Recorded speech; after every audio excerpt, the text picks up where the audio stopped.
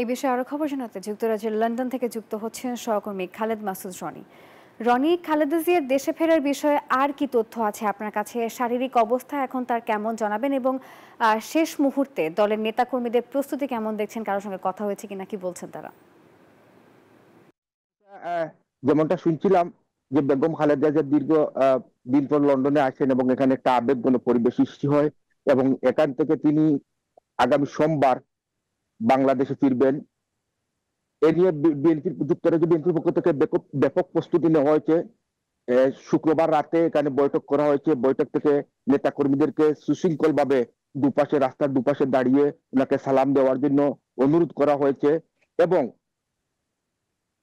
বেগম খালেদা জিয়া যে চলে যাচ্ছেন এজন্য নেতাকর্মীরা আবেগ আপ্লুত এবং তারা এখানে যে বৈঠকে যে সিদ্ধান্ত হয়েছে আগামীতে তারেক রহমান বান্ডেল থাকলে প্রতি সেনমানিতে টাকা বাঁচবে। বিকাশ সেনমানি বান্ডেল কিনে জিতুন প্রতি লেনদেনে। যদি বাংলাদেশে ফিরেন চার্টার ফ্লাইট করে তারা ফিরবেন, এটাও সিদ্ধান্ত হয়েছে বৈঠকে। আসলে খালেদা জিয়াকে এখানে নেতাকর্মীরা পেয়ে দীর্ঘদিন আনন্দিত ছিলেন এবং উনি চলে যাওয়ায় আবেগ আপ্লুত হয়ে পড়েছেন এবং খালেদা জিয়ার শারীরিক অবস্থা, যেটা 17 দিন চিকিৎসা শেষে তিনি ছেলে তারেক রহমান কিংস্টনের বাসায় ছিলেন এবং সেখানে ডাক্তারদের তত্ত্বাবধানে ছিলেন, আমেরিকা এবং লন্ডন সহ বাংলাদেশ ডাক্তারদের তত্ত্বাবধানে ছিলেন। এখানে চিকিৎসাধীন এবং পরিবারের সান্নিধ্য পেয়ে, নাতনিদের সান্নিধ্য পেয়ে তিনি বেশ উৎফুল্ল এবং বর্তমানে শারীরিক অবস্থা তার অনেকটা উন্নতির পথে। আমরা যতটুকু ওনাকে দেখেছি এই লন্ডনে, উনি এখনটা বাংলাদেশ থেকে অনেকটা ভালো রয়েছেন।